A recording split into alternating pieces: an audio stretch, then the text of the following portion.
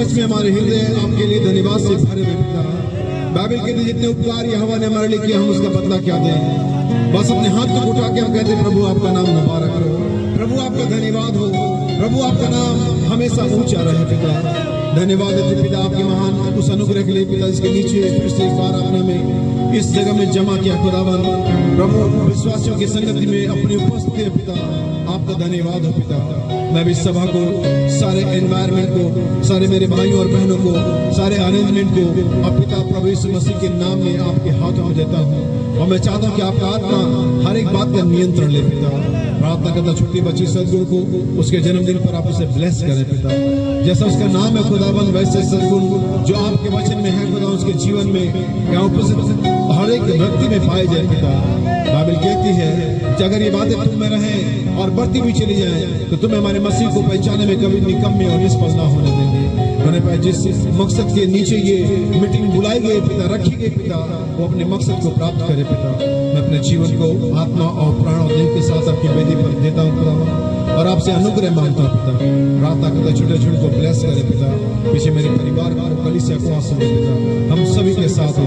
मैं धन्यवाद भाई पास्टर भाई विक्रम के लिए खुदा जिन्होंने यहाँ पर आने के लिए मिलने भाई को ब्लेस करे खुदावन। सारी महिमा और सारा आपको देते पिता। इस सभा को सारे बातों को आप खत्म देते हुए प्रार्थना यीशु मसीह के नाम में मांगते हैं, आमीन। क्या आमीन बोल सकते हैं? पीछे से आवाजों को आना चाहिए। हालेलुया। आइए जिससे कि हम खड़े परमेश्वर के वचन को पढ़ेंगे। और ये बस ये कूलर मेरे बाइबल को खोलने में थोड़ी सी दिक्कत कर रही है।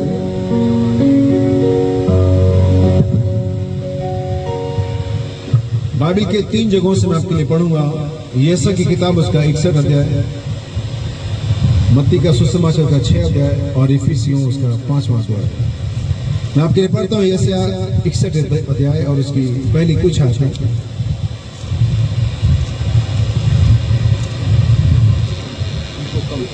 इनको बंद कर दो। यशायाह उसका 61 अध्याय, यहाँ इस प्रकार से लिखा हुआ है, प्रभु यहोवा का आत्मा मुझ पर है क्योंकि यहोवा ने सुसमाचार सुनाने के लिए मेरा अभिषेक किया है और मुझे इसलिए भेजा कि खेदित मन के लोगों को शांति दूं, बंदियों के लिए स्वतंत्रता का और कैदियों के लिए छुटकारे के वर्ष का प्रचार करूं। इसी के साथ इसका 60 अध्याय भी पढ़ेंगे। तो उसकी पहली आयत जैसे हमने 61 को पढ़ा, उठ प्रकाशमान हो क्योंकि तेरा प्रकाश आ गया है और यहोवा का तेज तेरे ऊपर उदय हुआ है। देख पृथ्वी पर तो अंधियारा और राज के लोगों पर घोर अंधकार छाया हुआ है, परंतु तेरे ऊपर यहोवा उदय होगा और उसका तेज तुझ पर प्रकट होगा। तीसरी आयत को ध्यान दें, और जाति जाति तेरे पास प्रकाश के लिए और राजा तेरे आरोहण के प्रताप की ओर आएंगे। क्या आप आमीन कह सकते हैं? बहुत ज्यादा शांति है यहाँ पर। मत्ती का सुसमाचार उसका 6वां अध्याय और उसकी कुछ आयतें पढ़ूंगा मैं।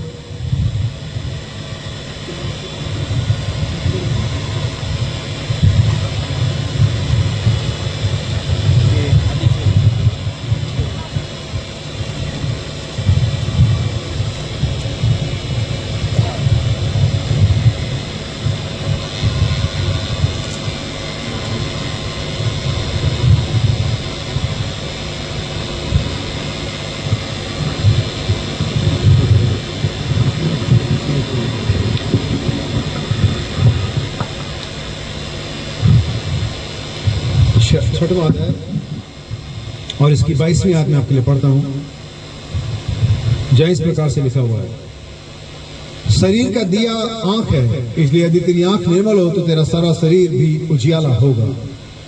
और इसी प्रकार से हम पढ़ेंगे इफिसियों और उसका 5वां अध्याय 8 वचन। इफिसियों उसका 5वां अध्याय और उसका 8वां वचन मैं आपके लिए पढ़ूंगा। और इस प्रकार से लिखा हुआ है, क्योंकि तुम तो पहले अंधकार में थे परंतु अब प्रभु में ज्योति हो, अतः ज्योति की संतान के समान चलो। प्रभु के आशीष के पढ़े गए वचन पर हम सभी बैठ सकते हैं। प्रभु आपको आशीष दे। हालेलुया। ठीक है, जितना भी माहौल शांत है हम उसे कोशिश करेंगे कि थोड़ा सा और गर्म हो। आमीन। क्योंकि कहीं मैंने सुना है पुराने दिनों में लोग कहते थे लोहा लोहे को काटता है। आमीन। क्या आप तैयार हैं? आपके पास थोड़ी गर्मी है क्या?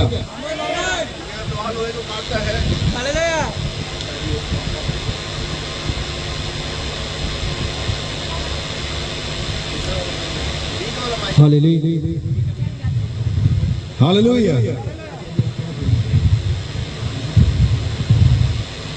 नए नए जमाने के इंस्ट्रूमेंट्स हमें चलाना नहीं आता, हमें तो हम बहुत सारा बटन एक साथ ही दबा देते हैं। सो हमने कहीं सुना लोहे को काटता, हमें तो जरूर गर्मी को काट, इसलिए आपके पास थोड़ी गर्मी होनी चाहिए ताकि आप इस गर्मी को काट सके। हालेलुया, इस गर्मी से मुकाबला कर सके और परमेश्वर के वचन को स्वीकार कर सके, परमेश्वर के वचन को रिसीव कर सके। याद रखिए कि जो संसारिक वातावरण होता है हमारे आत्मिक वातावरण पर बहुत असर डालता है, इसलिए परमेश्वर हमेशा चाहता है कि हम उस वातावरण से निकले जिसमें हम परमेश्वर को अधिक सम्मान या अधिक महिमा नहीं दे सकते। इसलिए यीशु मसीह हमें हर बार से निकालता है जहां पर हम होते हैं, क्योंकि वो जानता है कि ठीक उस जगह में जहां पर आप हैं आप उस प्रकार से आराधना नहीं कर सकते, आप उस प्रकार से विश्वास को दर्शा नहीं सकते, उस प्रकार से परमेश्वर के पीछे नहीं चल सकते, इसलिए परमेश्वर निकालता है। आमीन। इसलिए मैं चाहता हूं कि आप इस माहौल से जो अभी आपके चारों तरफ निकले, थोड़ा सा अपने आप को एक्टिव करें, थोड़ा परमेश्वर के वचन पर ध्यान दें। सिर्फ सारे हालेलुया का जिम्मेदारी हमारे एक ही भाई ने उठा रखा है, थोड़ा भाई की मदद करें और आप लोग भी थोड़ा सा कुछ परमेश्वर के वचन को स्वीकार करने का, रिसीव करने का तरीका है वो है आमीन। बिना आमीन के आप परमेश्वर के वचन को रिसीव नहीं कर सकते हैं। आप सुन सकते हैं, आप समझ सकते हैं, आप उसके बारे में चर्चा कर सकते हैं, लेकिन जब कहते हैं आमीन तब ये आपका हो जाता है। जब आप कहते हैं आमीन तब ये आपके लिए हो जाता है। अब जितने लोगों के लिए है वही आमीन बोलेंगे, बाकी लोगों के लिए आमीन की जरूरत नहीं। आप सुनिए, आप समझिए और घर जाइए। लेकिन अगर आप चाहते हैं कि आपके साथ वचन घर जाए, वचन हृदय में आए, तो आपको आमीन कहना होगा। हालेलुया। जब परमेश्वर के महादूत ने जिब्राइल ने मरियम से कहा तू गर्भवती होगी, पुत्र जनेगी, उसका नाम यीशु रखना, उसने कहा ये कैसे होगा? उसने कहा पवित्र आत्मा तुझ पर, उसने कहा आमीन। हालेलुया। याद रखिए, जब आप आमीन कहते हैं वचन को सिर्फ न सुनते हैं न विश्वास करते, उसको रिसीव करते हैं अपने प्राण के अंदर में, और जब एक बार वचन हृदय में आ जाता है अपना काम वो खुद करेगा। अपने वचन अपने आप को खुद से क्या करेगा? सपोर्ट करेगा, सहमति देगा उसके साथ। नबी कहता कभी भी कोई जो बीज नहीं है वचन के साथ सहमति नहीं दे सकता, क्योंकि बीज वचन का सहमति देगा कि वचन ही तो बीज है। क्या वहां भी यहाँ पर बीज है जो इस वचन के साथ अपनी आमीन के साथ सहमति देंगे। हालेलुया। प्रभु के नाम का धन्यवाद हो। आज की दोपहर में गर्मी बहुत ज्यादा है और देखिए छोटी सी मीटिंग 11 बजे शुरू हो रही थी, लेकिन शायद 12 बजे के आसपास शुरू हुई और कब खत्म होगी मुझे नहीं मालूम। मुझसे लोग हमेशा पूछते हैं कि आपकी चर्च कब शुरू होता है, कब खत्म होता है। हमने कहा हमने चर्च शुरू होने का टाइम तो हमेशा फिक्स रखा है, लेकिन खत्म होने का कोई टाइम फिक्स नहीं है। ये कभी 1 बजे भी खत्म हो जाता है, कभी 2 बजे, और कभी हो सकता है कि हम लगातार मीटिंग दूसरी मीटिंग भी कर लें। आमीन। हालेलुया। लेकिन प्रभु जैसा भी अनुग्रह देगा हम यहाँ पर बातचीत करेंगे। इसलिए मैं आप इस सुबह में, इस दोपहर हो चुकी है, मैं चाहता हूँ कि आपका पूरा ध्यान परमेश्वर की ओर हो। आप किसके लिए यहाँ पर, कितने बर्थडे मनाने यहाँ पर आए? जरा हाथ उठाइएगा। ठीक है, बर्थडे एक सेकेंडरी चीज है यहाँ पर, लेकिन इतना बड़ा अरेंजमेंट, इतनी सारी चीजों को लेकर के आने का मतलब यह नहीं कि हम एक बर्थडे पार्टी सेलिब्रेट करें। बर्थडे आते और जाते रहते हैं, और यकीनन अगर हम शारीरिक तौर से सोचे तो बर्थडे कोई बहुत हर्षोल्लास का विषय नहीं है। हमारे बच्चे बड़े नहीं हो रहे हैं, प्रीपेड रिचार्ज में 1 साल खत्म हो गया। दुनियावी तौर से अगर हम बात करें तो हमने 1 साल क्या कर दिया, वही जो कैंडल आप फूकते ना वो फूक दिया आपने इतने साल। तो वास्तव में कैंडल फूकने का यही मतलब है, आपने इतने साल आपने फूक दिया, बर्बाद कर दिया। इसलिए कैंडल वैंडल मत फूकिए, केक काटिए, एंजॉय करिए, टेस्ट लीजिए, प्रार्थना करिए, धन्यवाद दीजिए खुदा का। बर्थडे को सेलिब्रेट मत करिए, बर्थडे को वर्शिप में बिताइए। कोई भी ओकेजन आपकी दुनिया में था उसको सेलिब्रेशन मत है, उसको वर्शिप बना दीजिए, उसको आराधना का विषय बना दीजिए, उसको परमेश्वर के वचन की प्रचार का विषय बना दीजिए, उसको अपने परिवार में लोगों के साथ एक आत्मिक उन्नति का विषय बना दीजिए। और बहुत अच्छा किया भाई ने कि इसको परमेश्वर के वचन के साथ जोड़ दिया, ताकि हम सभी लोग उस वचन के साथ आनंद मना सके जिसके द्वारा परमेश्वर ने बुलाया है। मैं इतनी दूर से लगभग 9 घंटे की यात्रा करके और शाम को या रात में चले जाएंगे। हम बर्थडे बनाने नहीं आए, पर हम आए हैं यहाँ पर परमेश्वर के साथ, उसके वचन के साथ, उसके लोग से संगति करने के लिए, क्योंकि हम जानते हैं संगति जिसको हम कर रहे हैं यही संगति में छुटकारा देती है। हालेलुया। अभी पिछले दिनों ईसाई समुदाय ने, मसीही लोगों ने 2 त्योहार मनाए, एक गुड फ्राइडे और एक ईस्टर, और क्रिसमस में भी काफी टाइम है। आमीन। लेकिन आप जानते हैं, मैं आपको बताना चाहता हूँ, हमारा आज भी गुड फ्राइडे है हमारा आज भी ईस्टर है, हमारा आज भी क्रिसमस है। हम ठीक एक ही दिन में गुड फ्राइडे भी मना सकते हैं, ईस्टर भी मना सकते हैं और क्रिसमस भी मना सकते हैं। आप पूछेंगे भाई कैसे? जब आपको लगे कि यीशु मेरे लिए कुर्बान हुआ, वो आपके लिए सबसे पश्चाताप का समय है। आप रोएं, आप घुटने पर जाएं, परमेश्वर से कहे प्रभु मुझे माफ कर, वो पवित्र मेमना कलवरी पर मरता नहीं अगर मैं पापी ना होता। सो आप आज शाम, आप आज दोपहर में आपका गुड फ्राइडे हो सकता है। हालेलुया। और जब एक बार पश्चाताप कर लेते हैं तब हो सकता है कि यीशु मसीह में जी उठे। आमीन। आज एक रिजरेक्शन हो जाए, क्या मरे हुए में से आप जी उठे।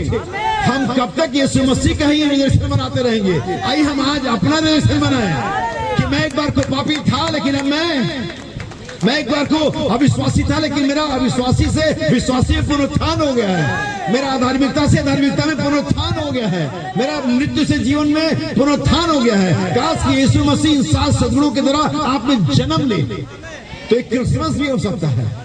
हालेलुया। लेकिन इस बार जो यीशु जन्म लेगा वो बालक नहीं होगा। इस बार जो यीशु जन्म लेगा वो मैच्योर होगा, वो परफेक्ट होगा, वो सिद्ध होगा। वो आप में उन कामों को करेगा जब पृथ्वी पर था तब उसने किए थे। हालेलुया। तो आज एक ही दिन में आपके लिए ईस्टर, गुड फ्राइडे और क्रिसमस हो सकता है अगर आप चाहें। हालेलुया। कितने लोग चाहते हैं कि आज एक गुड फ्राइडे हो जाए?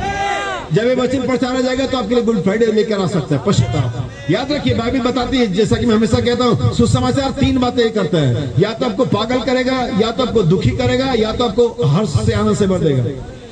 ये ग्लैड करता है, ये मैड करता है, ये सैड करता है। अब आपके ऊपर निर्भर करता है कि आप सैड होना चाहते हैं, आप मैड होना चाहते हैं और आप ग्लैड होना चाहते हैं। हालेलुया। या तो आप उदास हो जाएंगे, या तो आप कहेंगे क्या बात है, पागलपन की बातें कर रहा है। जैसे फरीसियों ने कहा, जब यीशु का मेरा मांस और लहू खाने और पीने की वस्तु है, भले ही आदमी का सर फिर गया। हमें जब उसने धनवान से कहा सब कुछ बेच करके मेरे पीछे आ, वो सैड हो गया। कहता वो उदास था क्योंकि बहुत धनी था, उदास हो गया क्योंकि बहुत धनी था। लेकिन जब यही बात और जब सामरी से कहेगी, उसने अपना घड़ा वहीं फेंक दिया। बोला ये रोज रोज के बाल्टी डालने और खींचने से मैं भी परेशान आ गई थी। मुझे भी रोज रोज दोपहर में आना, क्योंकि मैं यहूदियों के टाइम में आ नहीं सकती थी। चिलचिलाती धूप में मुझे आना पड़ता था और बाल्टी नीचे डालो से खींचना पड़ता था। और यीशु उसको एक ऐसा जल दे दिया जो उसके अंदर समझने लगा। वो आनंदित हो गई, वो ग्लैड हो गई। उन्हें जाकर के लोगों को बताया, देखो मुझे मसीहा। हालेलुया। सुसमाचार 3 बातें करता है। यहाँ पर से तीनों जितने भी लोग हैं उनमें तीनों काम हो जाएगा। अगर आप उदास हो जाए तो आपके पास उदासी का इलाज है। आप वापस आइए, यीशु मसीह के पीछे चलना शुरू करिए। अगर आप अपना आपा खो दें, प्रार्थना में जाइए, परमेश्वर आपको सेटल डाउन कर देगा। अगर आप आनंदित हैं तो आराधना करिए। कितने लोग चाहते हैं आराधना करना? बहुत कम हाथ उठ रहे हैं। जब मैं पूछ रहा हूं तभी उठ रहे हैं। लेकिन मैं चाहता हूं कि बस परमेश्वर के वचन पर ध्यान दें, इसे अपने साथ जोड़े।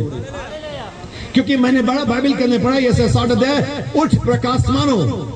क्योंकि आप बगल वाले के ऊपर मत देखिए कि वो आमीन बोला ही नहीं, क्योंकि बाइबल कहती है हमारा प्रकाश आ गया। बाइबल कहती है मेरा प्रकाश आ गया। उठ प्रकाश मानो, क्योंकि तेरा प्रकाश। और हमने इसलिए एक शब्द भी पढ़ा, अब प्रभु का आत्मा हम पर है। तो बगल वाले को क्यों देख रहे, क्यों आमीन बोल रहा है कि नहीं बोल रहा है? क्योंकि बाइबल में यह नहीं कि हम पर है, बाइबल में यह कि मुझ पर है। बगल वाले पर है और नहीं, पीछे वाले पर है और नहीं, आगे वाले पर है और नहीं, मुझे नहीं मालूम। लेकिन मैं ये कह सकता हूं प्रभु का आत्मा। तो जिस पर है वो आमीन बोलेगा, जिस पर है वो सुनेगा, जिस पर है वो जय पाएगा, जिस पर है वो आगे जाएगा, जिस पर है वो वचन को प्रकट करेगा जो इस दिन के लिए है। हालेलुया। इसलिए सारा का सारा मामला इंडिविजुअल है, ये सारा का सारा मामला व्यक्तिगत है। अगर आप परमेश्वर के मार्ग में चलना चाहते हैं, अगर आप रास्ते में जाना चाहते हैं, अगर आपने डिसाइड किया यीशु मसीह के वचन चलने के लिए, यीशु मसीह आप अकेले की अगुवाई के लिए तैयार है। आपको बताना चाहता हूँ गुड न्यूज चर्च आपके लिए। आप ये मत सोचो मैं तो अकेले हूँ, मैं क्या कर सकती हूँ, मैं क्या कर सकता हूँ, प्रभु मेरे लिए क्या करेगा। बाइबल बताती है वो 99 को छोड़ता है और कितने के पीछे जाता है? क्या एक वो आप हैं? क्या वो एक? मैं उस 99 में नहीं होना चाहता हूं, मैं उस एक में होना चाहता हूं। बाइबल में कहते अगर 100 लोग रैप्चर में जाएंगे तो आप उसमें से एक होने चाहिए। बाइबल में कहते 50 लोग रैप्चर में जाएंगे तो आप उसमें से एक होने चाहिए। अगर 10 लोग रैप्चर में जाएंगे तो, अगर एक ही जाएगा तो मैं होना चाहिए। हालेलुया। हालेलुया। वो मेरा पड़ोसी नहीं हो, मेरी मम्मी, मेरा पास, मेरा भाई और बहन नहीं, मैं ही होना चाहिए। और वो एक के पीछे जाएगा। काश आज दोपहर में वो एक आप हो, काश आज दोपहर में वो एक मैं हूं। मैं जानता हूं वो एक के लिए आया है। हालेलुया। अब्राहम ने पूछा अगर उस नगर में 10 लोग हो, बहुत 50 से लेकर नीचे तक आया, 10 तक आया। यीशु मसीह समझ गया अभी 5 और 1 तक आएगा, पर 10 तक उन्होंने कहा बस। अगर एक भी हो, अगर उस नगर में एक भी हो जो मेरा भय मानता हो, अगर उस नगर में एक भी जो चुना हुआ, तो मैं उस एक के लिए सारे शहर को, सारे देश को छोड़ दूं। अभी कहता हूं अपने अभिषिक्तों के निमित्त राजाओं को और राष्ट्रों को धमकी देता है। आप उस एक की वैल्यू जब जान जाएंगे तब आप आराधना करेंगे। अभी आप ग्रुप वाइज करना चाहते, कलीसिया की तरह से करना चाहते, लेकिन जब एक दिन एक की वैल्यू जाने कि वो एक मैं हूं, खुदा उस एक जो मैं हूं मेरे लिए जमीन पर आया। हम ये नहीं कहते हमारे लिए आया, हमारे लिए मारा गया, हमारे लिए जी उठा। हम ये कहते क्या गीत ये है? नहीं है, मेरे लिए आया, मेरे लिए जिया, मेरे लिए जी उठा, मेरा है मसीह। पड़ोसी का है और नहीं है, पास्टर का है और नहीं है, चर्च का है और नहीं है, मम्मी और पापा का है और नहीं है, लेकिन मेरा आसमा वो परमेश्वर है। वो मेरा उद्धार करता है, वो मेरा दूल्हा है, वो मेरे लिए आया, मैं उसके साथ जाने वाला हूँ। हालेलुया। काश कि आप इस एक की वैल्यू को समझ सके। वो एक में होने चाहिए। हालेलुया। इसलिए हम बाइबल की आयत को देखेंगे और मेरा विषय सुबह और शाम को भी मैं यही प्रचार करूंगा, पूरे दोनों हिस्से में, पार्ट 1 पार्ट 2 के बीच में। उठ प्रकाशमान हो, क्योंकि तेरा प्रकाश आ पहुंचा है। हालेलुया। कितने लोगों को जानते हैं कि आपका अपना प्रकाश है? और यीशु ने कहा कोई दीवट को जला करके चारपाई के नीचे नहीं रखता, लेकिन कहां रखता है? चौखट पे, ऊंचे स्थान पर, डोर पोस्ट पे, ताकि आने और जाने वालों को क्या मिल सके। इसीलिए आगे वो कहता है इसी प्रकार तुम्हारा उजियाला, किसका उजियाला? तुम्हारा उजियाला चमकना चाहिए। Late your light so shine, होने पाए कि तुम्हारा उजियाला चमके। जहां बाइबल की 2 आयतों का मिलाइए, उठ प्रकाशमान क्योंकि तेरा प्रकाश, और फिर आगे यीशु का तुम्हारा उजियाला चमकना, यानी आपके पास एक उजियाला है। अब ये चीज को अपने दिमाग में रखिए कि आपके पास एक उजियाला, परमेश्वर ने आपको एक उजियाले का सोर्स बनाया है। आमीन। बाइबल कहते हो तुम प्रभु में क्या हो? ज्योति हो। हमने पढ़ा इफिसियों 5:8, तुम प्रभु में क्या हो? ज्योति हो। इसलिए आज हम थोड़ा प्रकाश के बारे में बात करेंगे, क्योंकि ये समय जो है जिसमें हम रह रहे हैं, ये वास्तव में बड़ी चकाचौंध का समय नबी कहता है। ये बहुत ही चकाचौंध का समय है। एक संदेश है नबी का, आप उसको पढ़िएगा अगर आपके पास संदेश है। यहाँ एक मनुष्य है जो उजियाला कर सकता है। यहाँ पे एक मनुष्य है जो लाइट को जला सकता है। जब बाबुल के दिनों में, राजा नबूकदनेस्सर के दिनों में जब वो हस्तलेख दीवार पर आया था, भाई बता दें कि कोई भी उस हस्तलेख का अर्थ बताने में सफल नहीं हुआ। कोई भी पंडित, कोई भी पुरोहित, कोई भी स्कॉलर, कोई भी कई भाषाओं को जानने वाले सब फेल हो गए बताने के लिए कि वो दीवार पर हस्तलेख का अर्थ क्या है। लेकिन तब राजा की पत्नी आती है और वो कहती है हमारे राज्य में एक मनुष्य है। हालेलुया। हमारे राज्य में एक मनुष्य है जिसका अर्थ बता सकता है, और वो डैनियल। मैं कहना चाहता हूं बाइबल कहती है राज्य पर, देश पर तो घोर अंधकार छाया हुआ है। और नबी कहते हैं सबसे डार्केस्ट एज, सबसे अंधकार में युग जो कभी हुआ वो अब है। क्या ये नहीं है? ये सबसे अंधकार में युग नहीं है, लेकिन इस अंधकार में युग में, इस डार्केस्ट एज में बाइबल कहते हैं अराइज, उठ प्रकाशमान हो क्योंकि तेरा प्रकाश। हालेलुया। जबकि संसार पर अंधकार छाया था, आपके पास प्रकाश है। हालेलुया। लोग कहते हैं एलिया के पास क्या खाना था? वो तो किद्रोन नाम नाले का पानी और कौवे के मुंह से उठाया गया रोटी और मांस का टुकड़ा खाता था। आप किसी चीज को इस प्रकार से देख सकते हैं कि आपको लगे कि क्या मामला है, क्या अरेंजमेंट है, क्या उपलब्धि है, क्या सुविधा है, आप इस प्रकार से देख सकते हैं। लेकिन आइए हम दूसरे एंगल से देखें, क्योंकि मेरे पास हमेशा दूसरा एंगल होता है। हालेलुया। और उस एंगल में ये मुझे दिखता है कि जब एलिया नाले का पानी पी रहा था और कौवे के द्वारा लागे मीट और रोटी खा रहा था, तब लोग क्या खा रहे थे? शेष लोग क्या खा रहे थे? कबूतर की बीट खा रहे थे, गधे का सिर खा रहे थे, यहां तक कि माएं अपने बच्चों को पका के खा रहे थे। अब बताइए एलिया क्या खा रहा था? क्या अब एलिया के पास 7 स्टार रेजिमेंट नहीं था? क्या एलिया के पास सबसे बेहतर व्यवस्था नहीं थी? क्या एलिया के पास उस समय सबसे बेहतर खाना नहीं था? आप ये समझ नहीं पा रहे कि आप क्या जीवन जी रहे हैं। आपके पास क्या आशीषें हैं, आप ये तब समझ पाएंगे जब संसार में जाके देखिए लोग कैसे मर रहे हैं, लोग कैसे परेशान हैं, लोग कैसे बीमारियों में, लोग कैसे अवसाद में, कैसे मेंटल परेशानी में लोग लड़ रहे हैं, मर रहे हैं और खप रहे हैं। और तब परमेश्वर ने आपको चिंता मुक्त जीवन दिया हुआ है, तब परमेश्वर ने आपको आराधना का जीवन दिया हुआ है, तब परमेश्वर ने आपको सारी सुविधा दी हुई है जो संसार के पास नहीं है। संसार आपकी तरफ पत्नी चाहेगा, आपका तरफ पति चाहेगा, आपकी तरफ बच्चे चाहेगा, लेकिन उनके पास ये जाति जाति पर तो घोर अंधकार छाया हुआ है, राज के लोगों पर डार्केस्ट सबसे अधिकतम अंधेरा छाया हुआ। लेकिन मैं कह उठ प्रकाश मानो, क्योंकि तेरा प्रकाश और लोग तेरे पास प्रकाश के लिए आएंगे, क्योंकि जहां प्रकाश होगा जिसके पास होगा लोग उसी के पास जाएंगे। कुरनेलियस कितना भी दुआ कर ले, दान दे दे, कुछ भी कर ले, लेकिन जब उसको स्वर्ग में जाना होगा तो परमेश्वर भी उसको पतरस के पास भेजेगा, क्योंकि पतरस के पास ही तो स्वर्ग की कुंजी है। हालेलुया, यानी कि जिसके पास जो चीज है वहीं जाना पड़ेगा। आज लोग चर्चेज में भटक रहे हैं, आज लोग यहाँ और वहां जा रहे हैं, लेकिन आज बाइबल कहते हैं उस दूत के पास जा। बस वहां नहीं जाएंगे वो, बाकी अमेरिका चले जाएंगे, न्यूयॉर्क चले जाएंगे, इंग्लैंड चले जाएंगे, दिल्ली चले जाएंगे, लेकिन बाइबल कहते हैं उस दूत के पास जिसके पास खुली किताब है, वो दूत के पास नहीं जाएंगे, पादरी के पास जाएंगे। जब सैमुअल को भी आवाज लगी थी खुदा की, तब भी वो भी सही जगह नहीं जा रहा था, वो दौड़ के किधर जा रहा था? एली के पास जा रहा था। ऐसा हमेशा होता है और ऐसा आज भी हो रहा है, लोग गलत जगह जाके पूछ रहे हैं। आमीन। जैसे वो 3 वाइज मैन, कौन?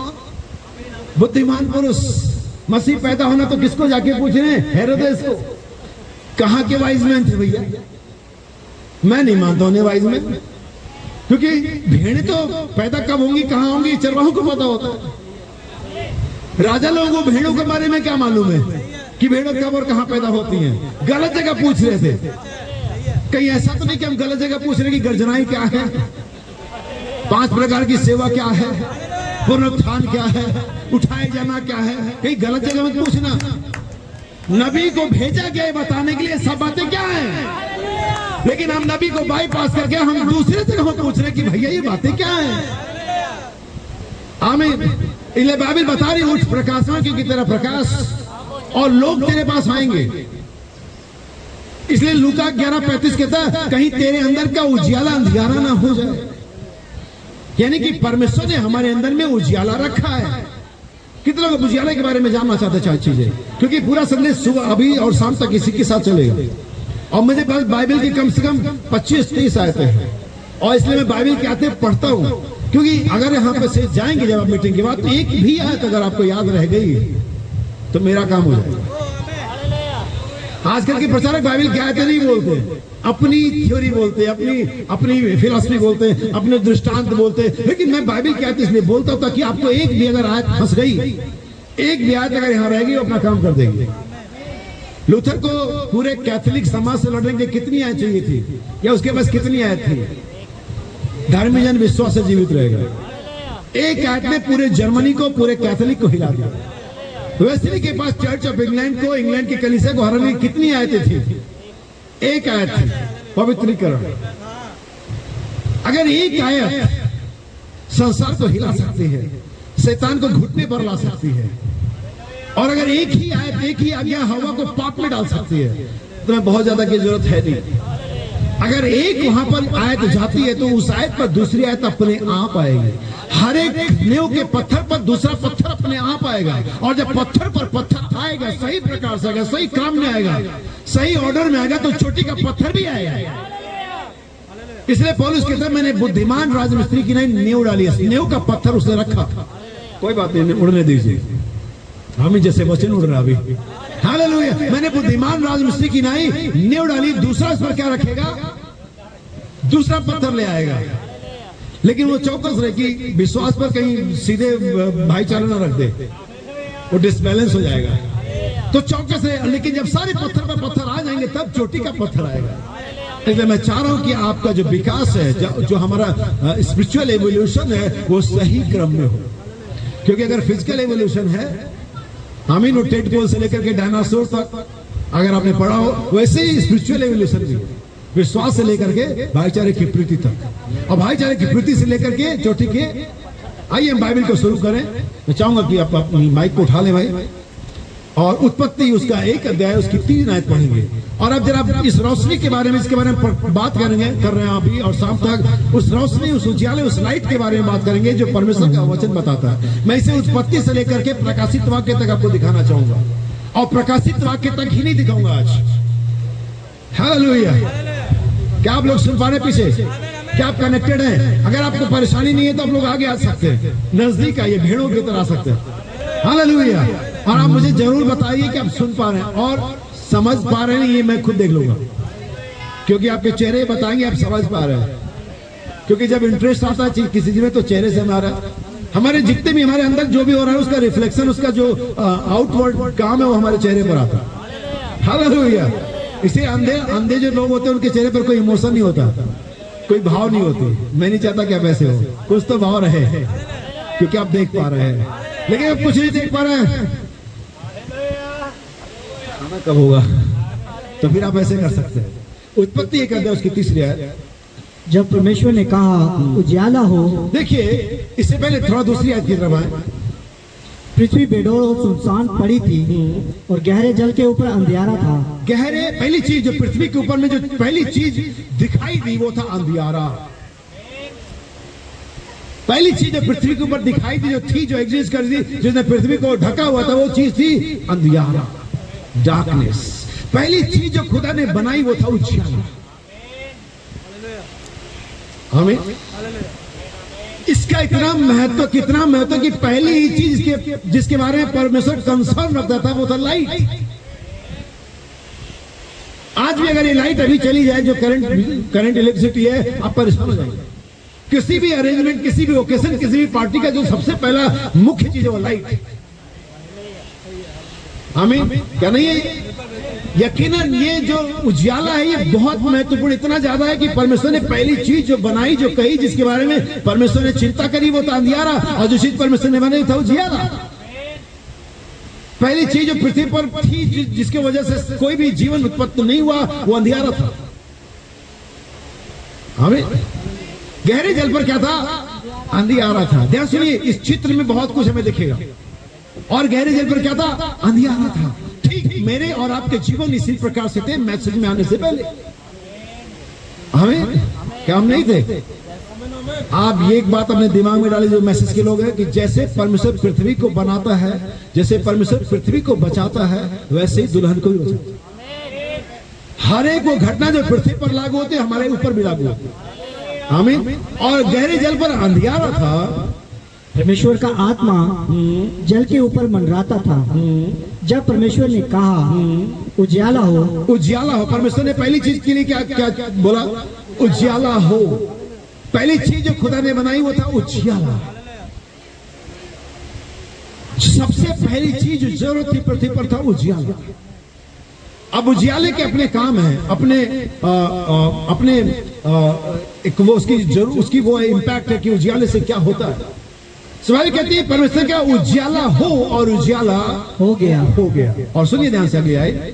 और परमेश्वर ने उजाले को देखा कि अच्छा है, और परमेश्वर ने उजाले को अंधियारे से अलग किया। आमीन।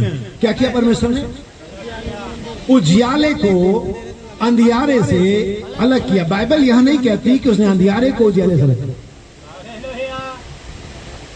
बाइबल यह नहीं कहती कि उसने अंधियारे को उजाले से अलग किया। बाइबल यह कहती है कि उसने उजाले को अंधियारे से। अब अगर परमेश्वर ने आपको बुलाया है, अगर आपको अलग किया जहां आप थे, तो आप सोचिए आप क्या थे? आप उजाले की संतान थे, बल्कि आप हैं, आप खुद वो उजाला हैं जो परमेश्वर खुद है। हमें परमेश्वर ने उजाले को अंधियारे से अलग किया। परमेश्वर हमेशा ही ये करता है।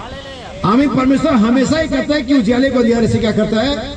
परमेश्वर ने जगत की उत्पत्ति में ये किया, परमेश्वर जगत के बीच में करता है, परमेश्वर जगत के अंत में करेगा। परमेश्वर सेपरेशन का परमेश्वर है। शांति का अलग जगह पर है, उसका अलग फ्रेम है, अलग औचित्य है, लेकिन अलगाव का भी अलग है। परमेश्वर कभी भी मिक्सिंग को प्रमोट नहीं करता है। परमेश्वर मिक्स चीजों को नहीं चाहता, परमेश्वर सेपरेशन को चाहता है। मेरे लोग उनमें से निकल आओ, ताकि उन पापों पर, उन दंडों जो उन पर पड़ने वाले तुम पर ना पड़े। इसलिए परमेश्वर चाहता है कि आप निकलें। सो पहली चीज हम देखते हैं कि परमेश्वर ने क्या किया? उजियाले का नबी संदेश में कहता है यहाँ एक मनुष्य जो उजियाला कर सकता है। नबी कहता है जीवन की उत्पत्ति सिर्फ उजियाले के द्वारा होती है। किसी भी प्राकृतिक जीवन में, बीज में, बॉटनी लाइफ में जीवन तब आता है जब उजियाला टकराता है। हमें और अगर उजियाला नहीं है तो लाइफ वहां पर बाहर। इसीलिए बाइबल क्या कहती है, परमेश्वर ने कहा उजियाला हो और उजियाला। अब आइए, अब उस उजियाले को मैं कन्वर्ट करता हूं स्पिरिचुअल में। और अब ध्यान दीजिए, पहला ही दिन है अभी। कौन सा दिन है ये? और अभी तक सूरज नहीं बना है। यानी जिस सूरज को आप देखते हैं, जिसको हम कहते हैं दिन निकल आया, उजाला हो गया, ये उजाला नहीं है। और ये वास्तव में ये उजाला नहीं जो परमेश्वर ने कहा था। यहां पर नबी कहता परमेश्वर का वचन ही उजाले के रूप में मैनिफेस्ट हुआ। जैसे कि एक और चीज, एक संदेश नबी का स्पोकन वर्ड इज और सीड, बोला वचन ही मूल बीज है। अब जब मैं कहता हूं कि अगर परमेश्वर ने किसी बीज को बनाया, आम को बनाया, नीम को बनाया और किसी पेड़ पौधे को बनाया, तो बीज ने कहां गया? बेटा इसे कम ही रख, उसको छेड़खानी मत। बीज लेने परमेश्वर कहां गया कि आम का बीज, आम का पेड़ लगाया। जैसे हमें पेड़ लगाना तो हम कहीं बीज नर्सरी में जाते हैं, आप बीज लेकर के अपने गमले में, परमेश्वर किधर गया आम का पेड़ लगाने के लिए बीज लेने, या अमरूद का पेड़ लगाने के लिए बीज लेने किधर गया? कहां थी नर्सरी? कहां से लेकर के कि अपने गमले में, अंदर की वाटिका में उसे रोप दे। Spoken word is the original seed. परमेश्वर ने बोला और वो बोला वचन ही बीज बन गया। बोला वो वचन ही बीज है। तो बहुत से लोग कहते हैं हमारे पास बीज नहीं, हम क्या करें? स्पोकन वर्ड को ले लो और स्पोकन वर्ड में तुम्हारे हृदय में क्या बन जाएगा? बीज बन जाएगा। जो परमेश्वर ने बोला वही वो बीज है। जब प्रकृति को देखते हैं, आप क्या देखते हैं? परमेश्वर के वचन को देखते हैं। हर एक को प्रकृति जो शुद्ध रूप में है, जो ओरिजिनल फॉर्म में है, वो परमेश्वर का वचन है। अगर आप पढ़ेंगे साम 22 है मेरे ख्याल से, या 19 हस्तकला दिखा रहा, आकाश में उसके हस्तकला को प्रकट करता। जो कुछ है परमेश्वर के बोले गए वचन का प्रगटीकरण। परमेश्वर ने कहा उजियाला हो और ये उजियाला वचन के रूप में प्रकट हुआ। अब आपको मैं दिखाना चाहता हूं कि ये उजियाला और परमेश्वर का उजियाला अलग है। आप जो अपनी आंखों से देखते हो, जो वचन दिखाता वो अलग है। आप चाहते सुनना? सुनिए, मैं आपको दिखाना चाहता हूं। रोमियो 13 अध्याय उसका 12 वचन।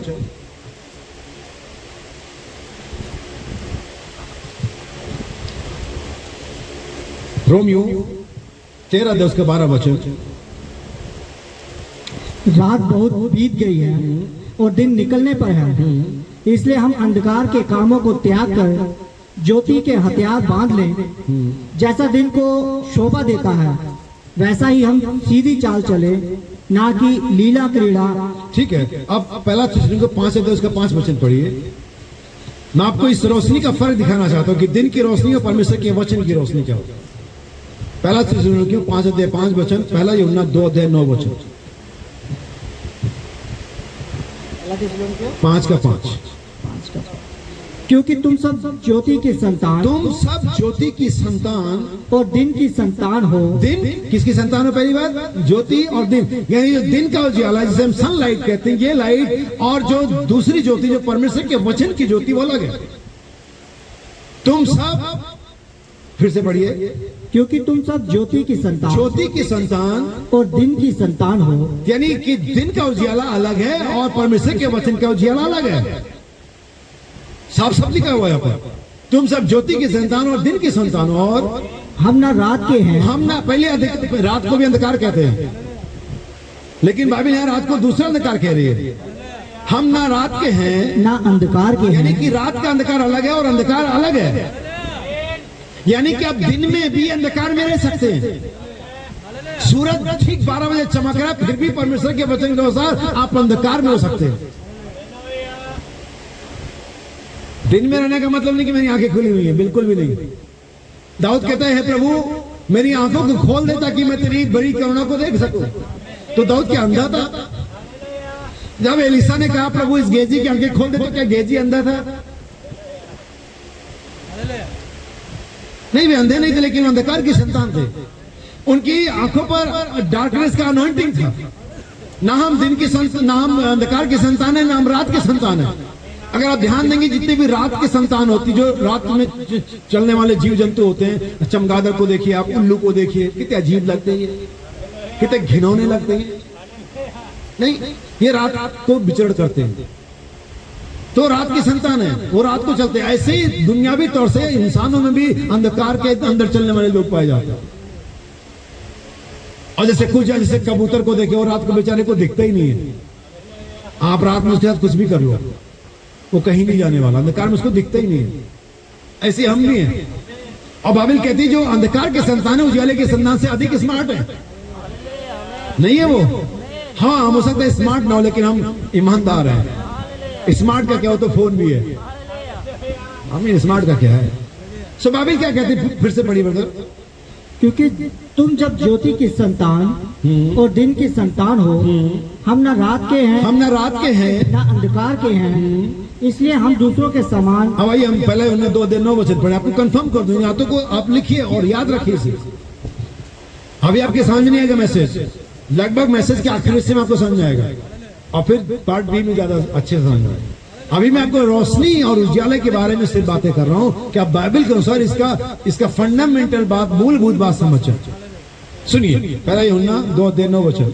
जो कोई यह कहता है, जो कोई यह कहता है कि मैं ज्योति में हूँ, ज्योति में हूँ, और अपने भाई से बैर रखता है, और अपने भाई से बैर रखता है, वह अब तक अंधकार में ही में है। यानी कि वो मैसेज में भी हो सकता है, वचन में भी हो सकता है, चर्च भी जा सकता है, लेकिन अभी भी अंधकार में चल रहा है।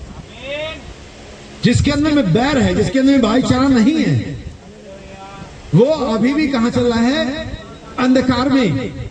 वास्तव में उसके पास मैसेज नहीं है, वास्तव में उसके पास पवित्र आत्मा नहीं है। जो कोई ये कहता है कि वो ज्योति में है और ज्योति की संतान अपने भाई से बैर रखता है, वो अब तक अंधकार में है। भले वो चर्च में है, भले वो पादरी बना हुआ है, भले वो सॉन्ग लीडर है, भले वो उपवास रखने वाला है, भले वो दसवां देने वाला है, लेकिन है अंधकार में ही। आप कहेंगे भयालों के सब काम करते हुए हम नाश हो सकते हैं। यकीनन ये सब काम करते हुए हम नाश हो सकते हैं, और जाने कितने ऐसे काम करते हुए नाश हो गए हमें। और आगे बाइबल कहती है, जो कोई अपने भाई से प्रेम रखता है वह ज्योति में रहता है और ठोकर नहीं खा सकता, और जो कोई अपने भाई से बैर रखता है वो अंधकार में है, वो अंधकार में है और अंधकार में चलता है और नहीं जानता कि कहाँ जाता है। और यही उस व्यक्ति के साथ है जो अंधकार में चलता है कि उसके पास कोई मार्गदर्शन नहीं है। सो याद रखिए कि जो उजियाला है, जो लाइट है, जो रोशनी, वो 3 बातें करती है। पहली तो उन बातों को करती है, कोई छिपी चीजों को प्रकट करती है, एक्सपोज करती है। आमीन। अब देखो, रात को सर्च लाइट जलती है, सर्च, उनका नाम ही सर्च लाइट है।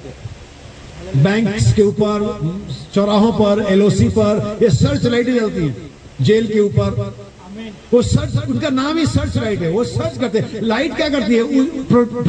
आपको एक्सपोज करती है, आपको दिखाती है आप कहाँ हैं, आप कैसे हैं, आप कौन हैं। लाइट का सबसे पहला काम होता है एक्सपोज करना। और यही था जब यीशु मसीह आया।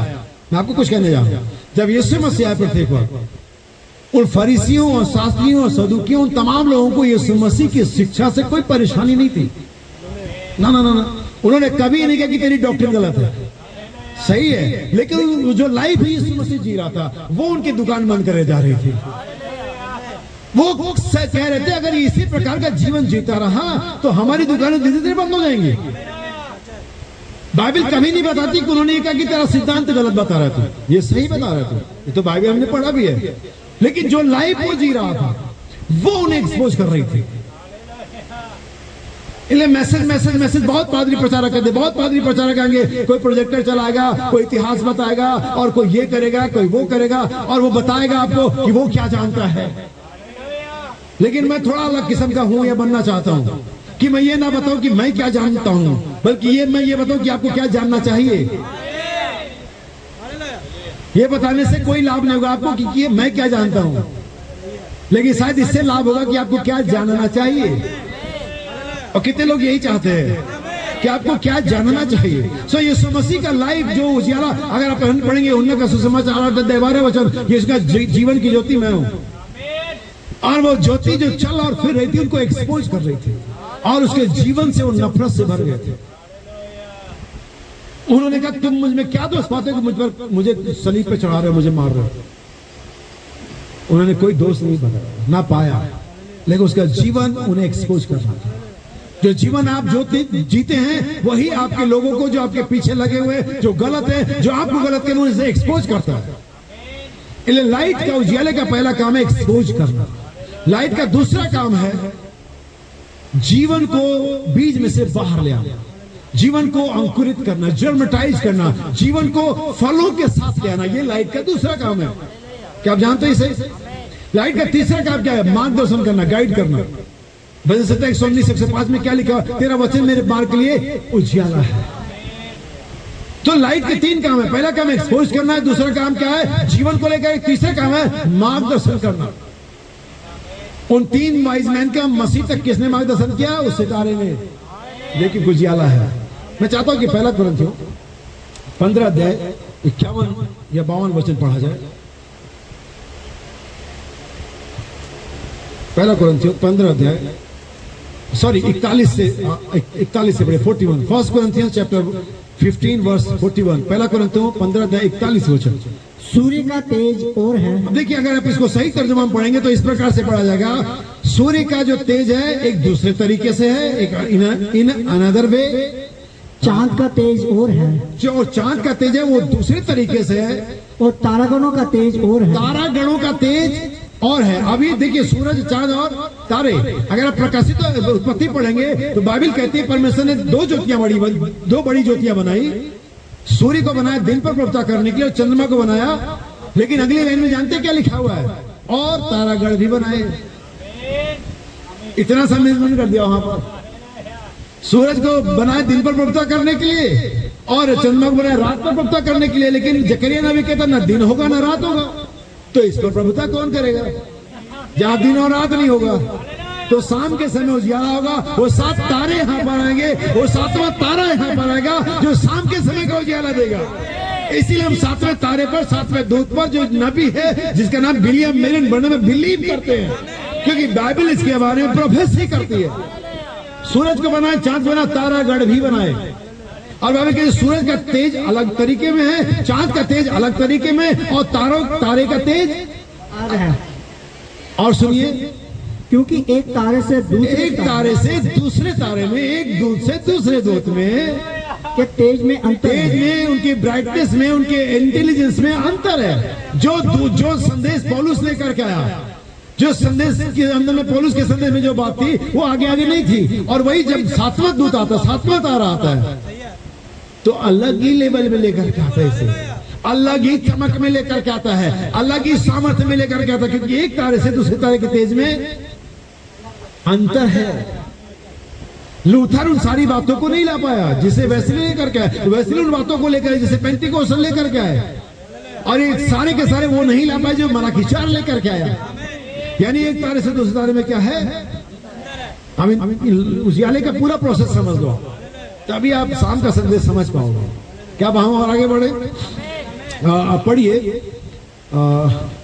2 कुरिन्थियों 4 अध्याय उसका 6 वचन। 2 कुरिन्थियों 4 16 वचन है ये, सॉरी 6 वचन है।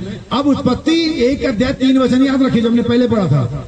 परमेश्वर ने कहा उजियाला हो, और उजियाला। अब इस उजियाले को जो हमने लिटरली दिखाया आपको, अब इसको स्पिरिचुअल वे में मैं कन्वर्ट करने जा रहा हूं। अब इसे यूहन्ना कैसे बताता है? जैसे कि बाइबल ने बताया कि उत्पत्ति का 3 जगह बयान है। उत्पत्ति 1 में बयान है, फिर यूहन्ना के सुसमाचार में बयान है। मूसा इसे किसी प्रकार से बयान कर रहा है उत्पत्ति 1 को, और यूहन्ना इसे और प्रकार में बयान कर रहा है। लेकिन आइए हम देखें कि पौलुस इसे कैसे बयान कर रहा है उत्पत्ति 1:3 को।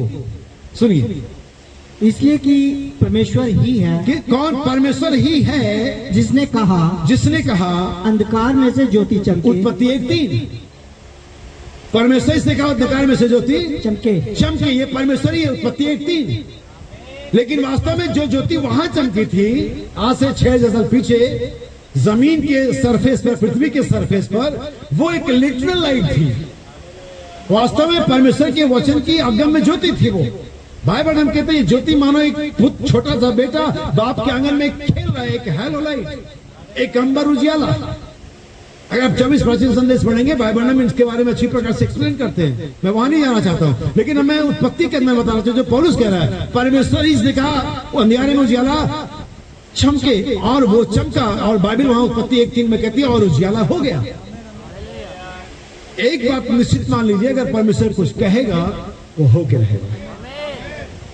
उजियाला होने के लिए नबी कहते हजारों हजारों साल शायद लग गए होंगे पूरे सिस्टम को जनरेट होने में, लेकिन उजियाला हुआ, रैप्चर होगा।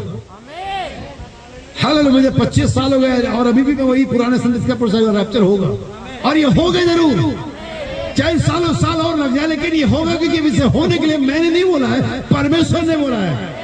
तुम्हारा मन व्याकुल हो, मैं जाऊंगा और तुम्हें लेने के लिए वापस जरूर आऊंगा।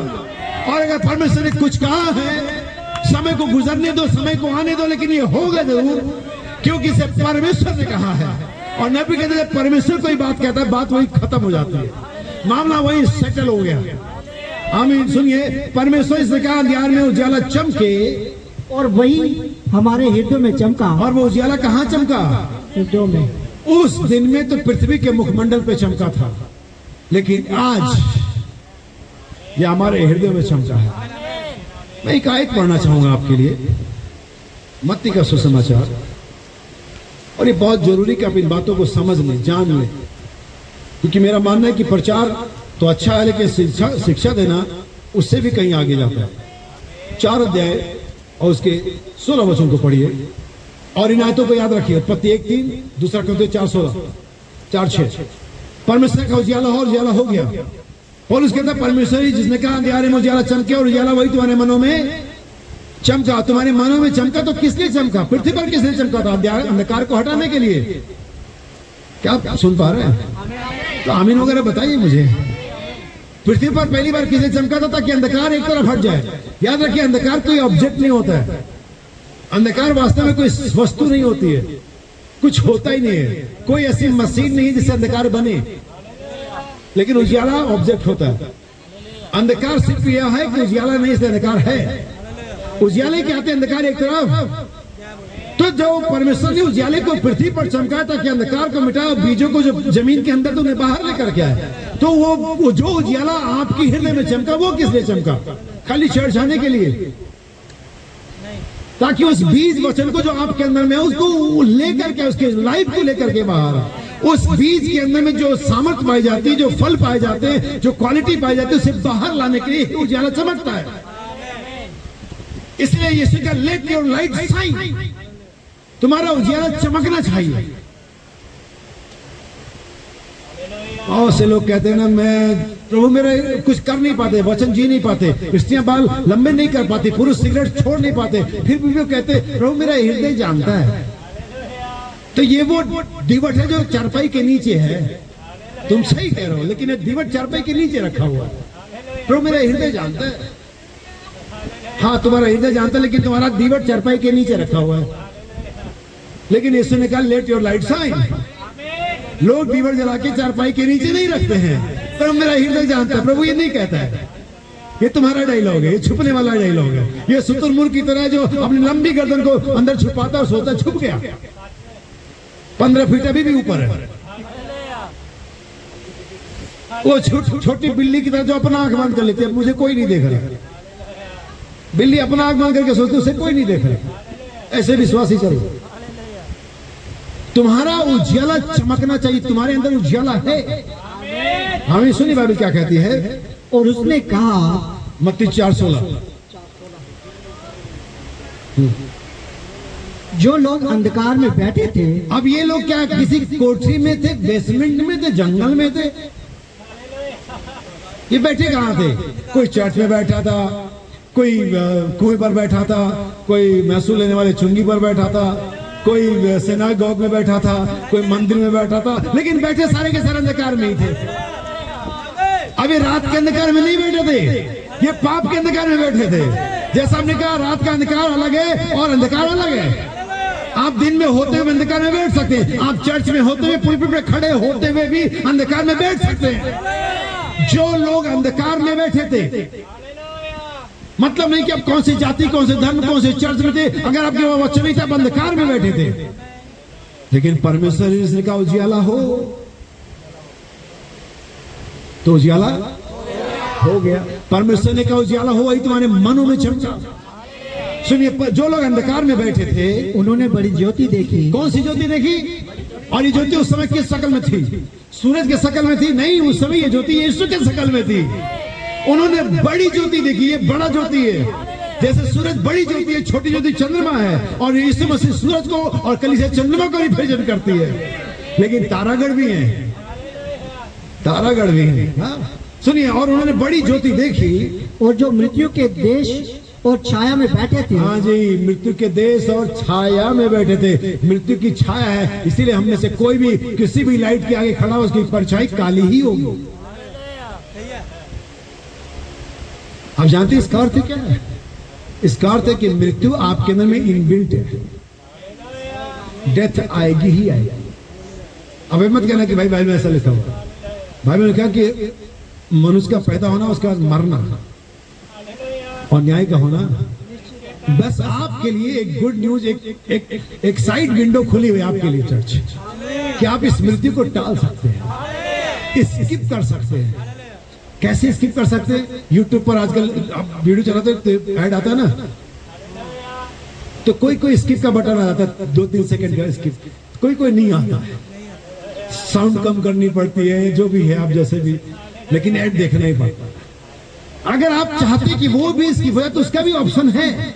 अगर आपको आज तक नहीं मानते, आज आपको बता दो कि जो स्किप नहीं होता उसका ऑप्शन है। प्रीमियम लेना पड़ता है, पैसा देना, खरीदना पड़ता है, फिर वो ऐड भी नहीं आते। बाइबल सिर्फ यही वो युग है जो सबसे अंधकार में है, जिसे परमेश्वर आपको सजेशन दे रहा है, मैं तुझे सम्मति देता हूं, मोल ले ले, कुछ तो बेचो, कुछ खरीदने के लिए। उसने मोती खरीदा सब कुछ बेच करके। आपको अगर आनंद जीवन खरीदना है, अगर सुरमा खरीदना है, अगर वो वस्त्र खरीदना है, तो अपनी घमंड, अपना फैशन, अपनी इज्जत, अपना हर एक चीज बेच दो और मुझसे मोल ले लो। कुछ बेचना पड़ेगा, समथिंग हैव अ पे, कुछ पे करना पड़ेगा आपको।